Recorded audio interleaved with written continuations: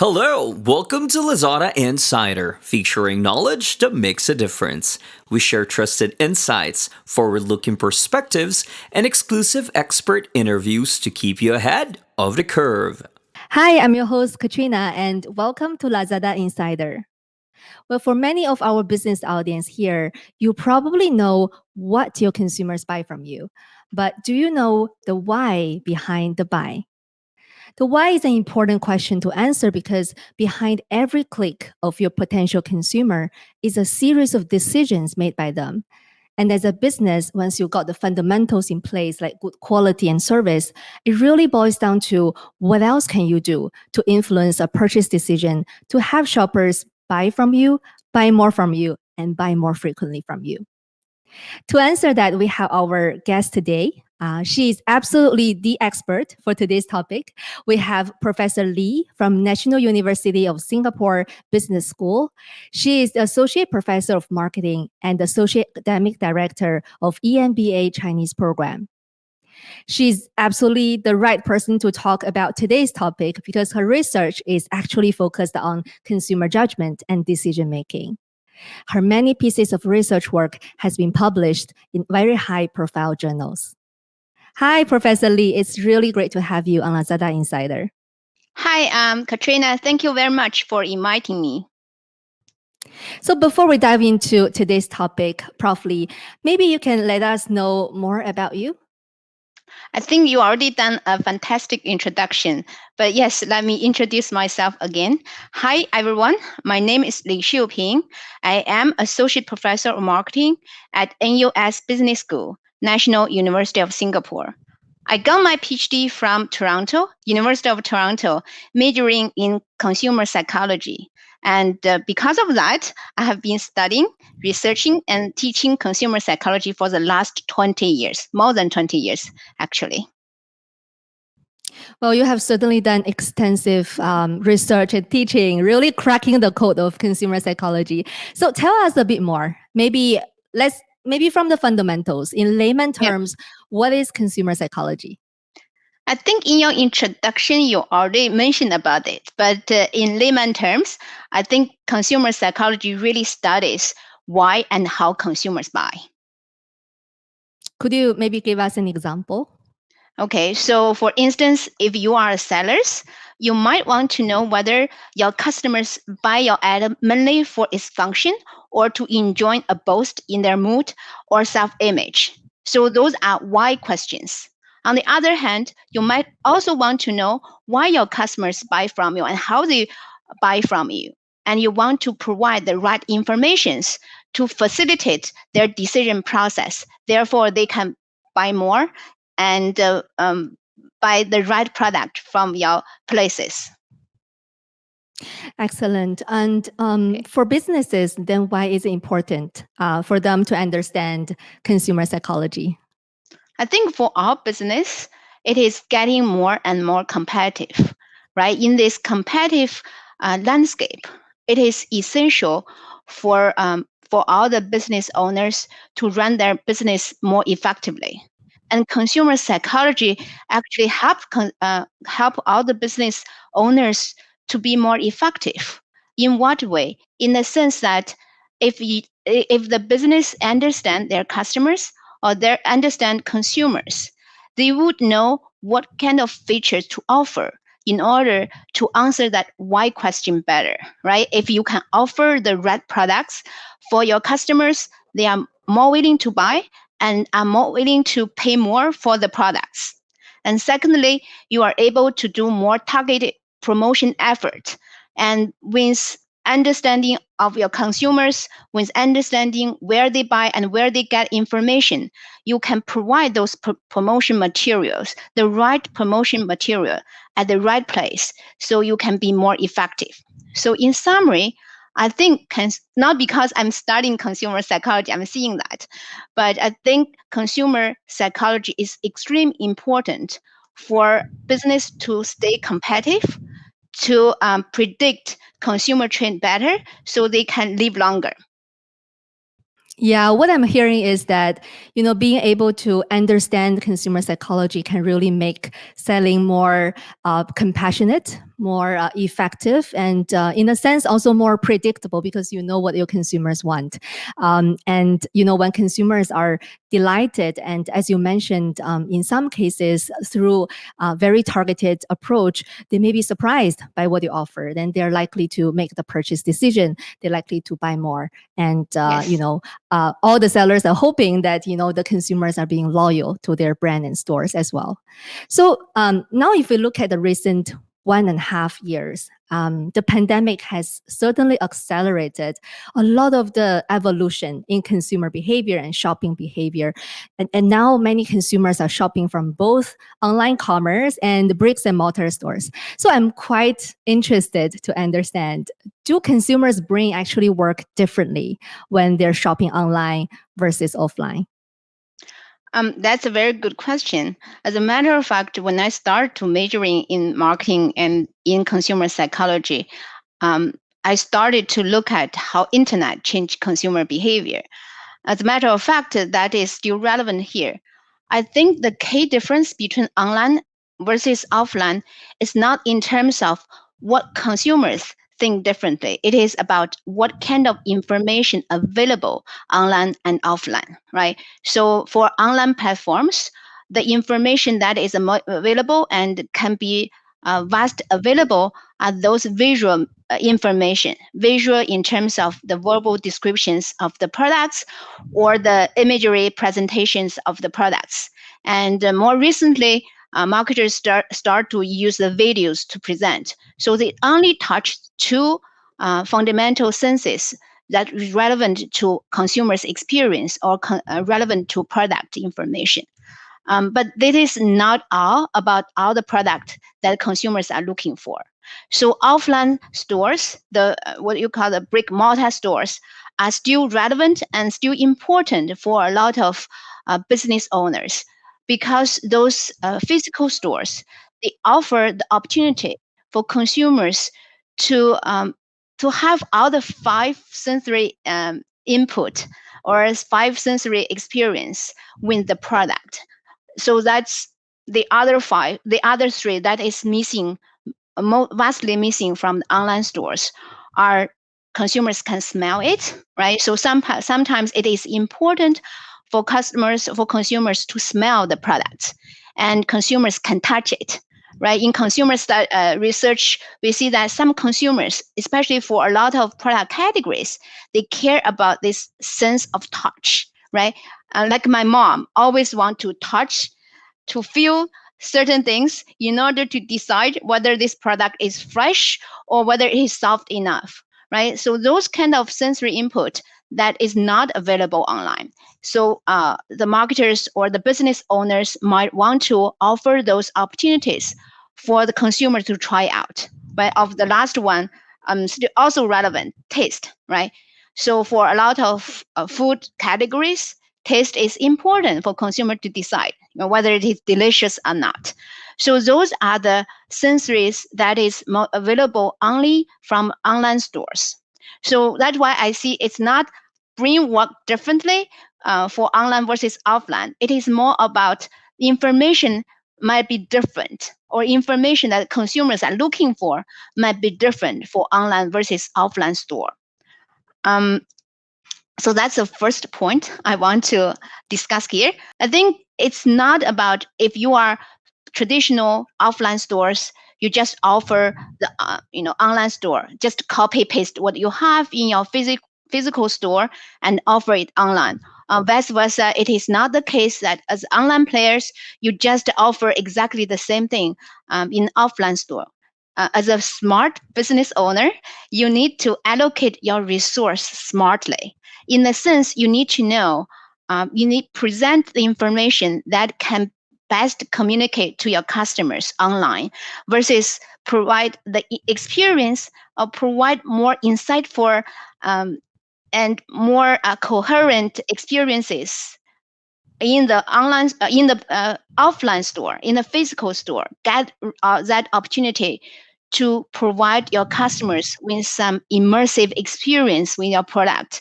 So that way, by differentiating the online versus offline experience, you are able to maximize the effectiveness of both stores.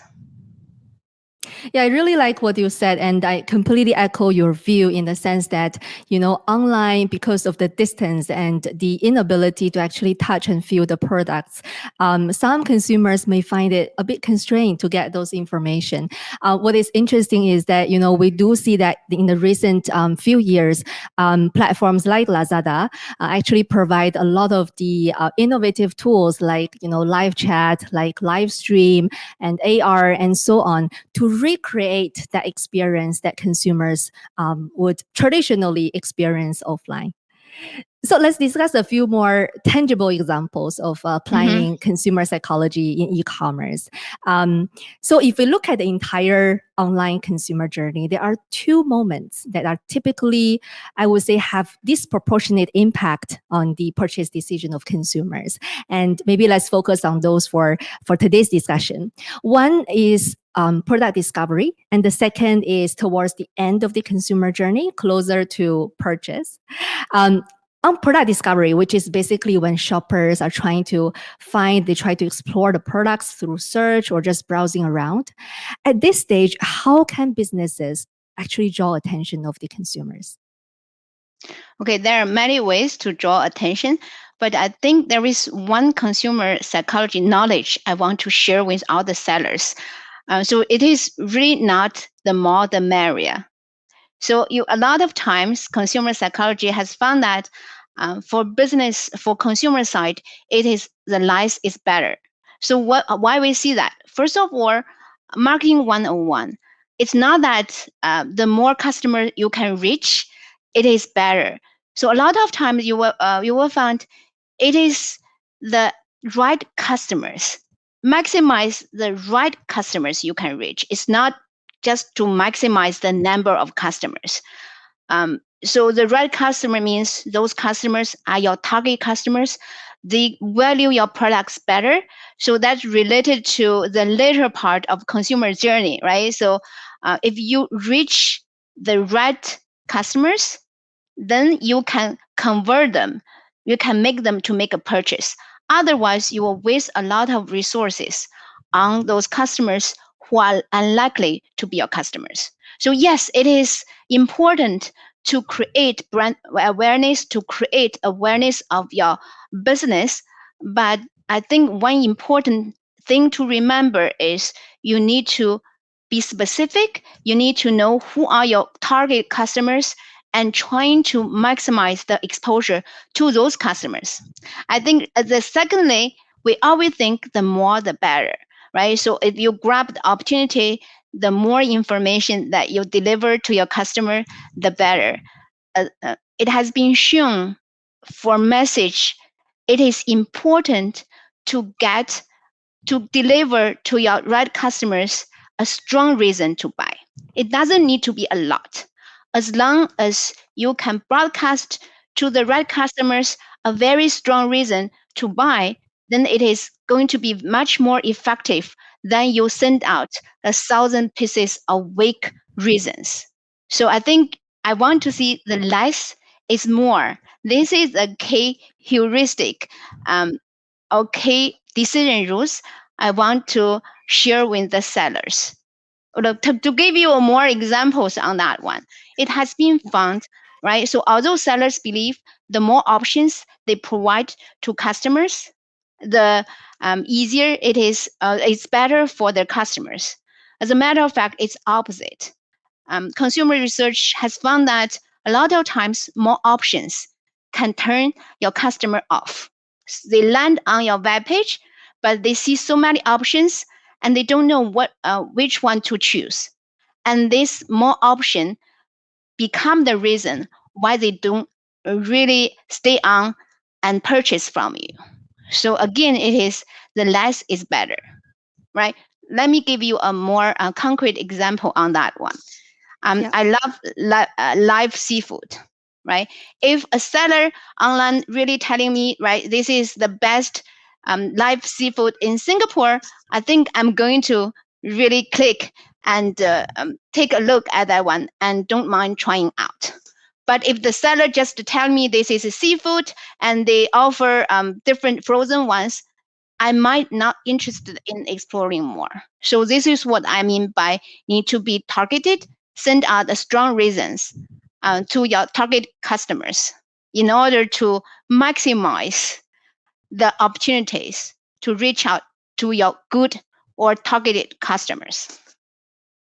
Yeah, I really sort of, my biggest takeaway here is obviously less is more. You mentioned several times. I Yes. think it is absolutely right. And to target at the right customers and deliver the right message really boils down to you understand your customers, understand who your products will actually appeal, and make sure that your strong reason to believe or reason to buy is actually included in your advertisement, in the product description, in your page that you're trying to sell your products. So we talk about discovery, product discovery already. Let's maybe move on to the second very critical moment, right? We talk about it using the word conversion. Basically, we're trying to convert the potential customers to buy from us, and that should be eventually the goal of the sellers for most of the time. So at this stage, how can consumer psychology principles be applied? And again, I think it's related to right now. I think the time from being aware to convert to the purchase is greatly shortened due to the online platforms, due to the e-platforms such as Lazada. And because of that, the point I mentioned in the earlier point still applied here. You need to again know who are your target customers, know who your customers are, whether they are mainly female customers or male customers, right? Only those, only by understanding them, understanding who they are, why they buy from you, you are able to provide, again, the right strong reasons. Again, you don't need a lot. You need to provide a very strong reasons that enable them to buy from you rather than to search around and looking for alternatives, right? So it's extremely important to to provide them with the strong reasons at the moment of truth, right? So is that what we call the most effective way to call for action is provide a reason that your customers cannot counter argue with you, right? They will feel tempted to try and to buy from you.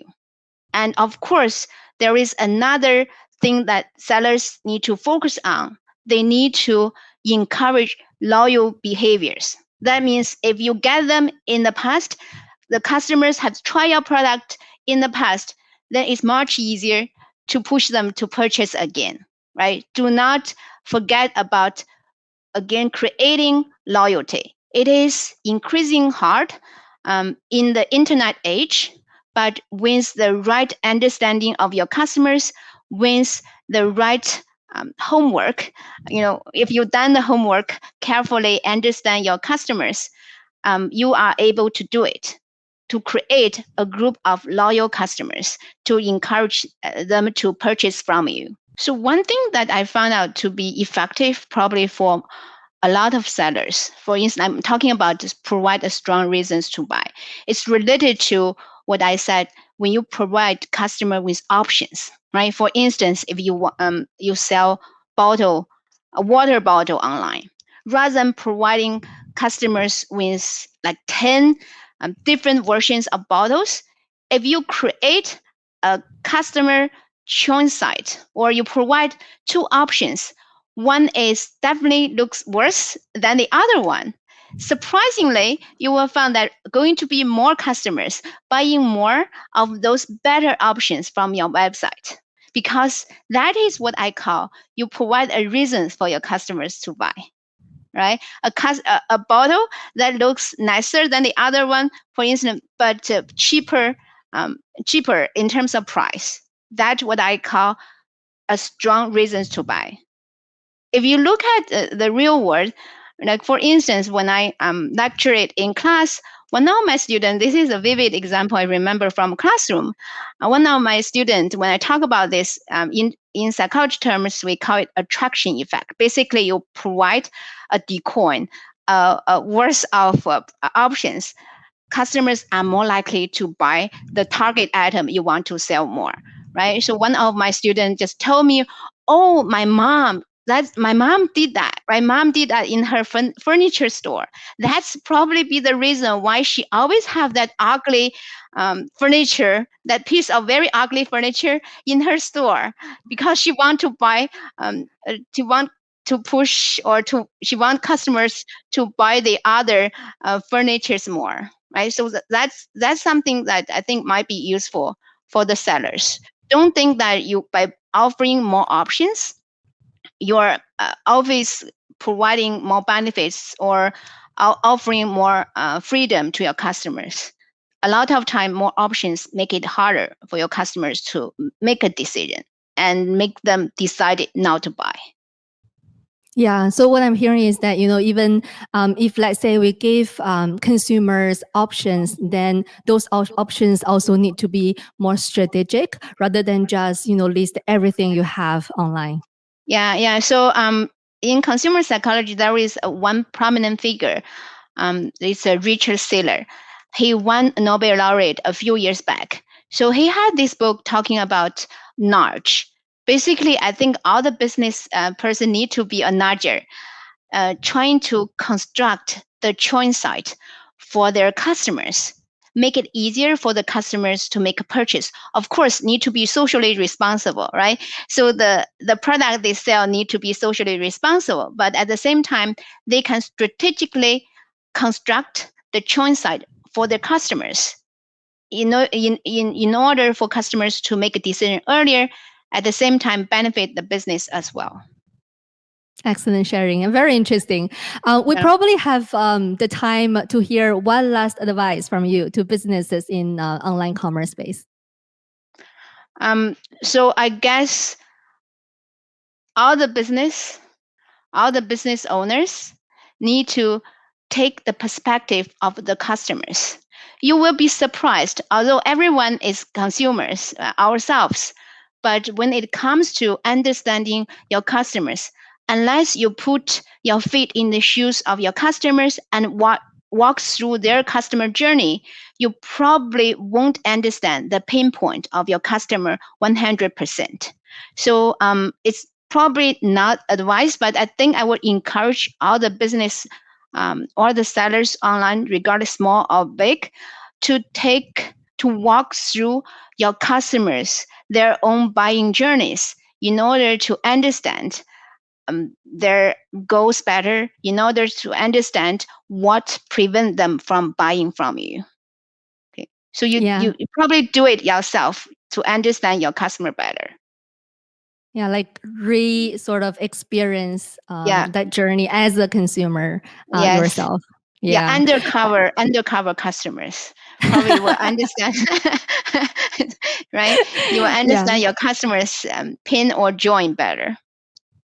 Yeah, I really love what you share with us, Professor. Yeah, and I think same through here. our through our conversation here, I think the big takeaway is that for business already, I would say with great product and services, to realize even more sales, it actually calls for a genuine interest in understanding what your customers actually deeply care about.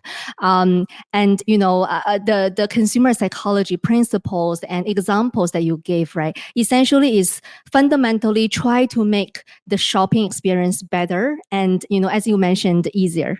So, treat every interaction with your potential shoppers as a great opportunity for you to, convince them about your offerings. And, sometimes it takes simple tweaks and simple interventions to get dramatic effects. Yeah. So excellent sharing, Professor Lee. It's really great discussing with you. Pleasure is always mine. Thank you. This is Lazada Insider. We hope you enjoyed this episode. Make sure you click follow and subscribe so you don't miss our latest insights and expert interviews. Thanks again for joining us. Until next time, take care.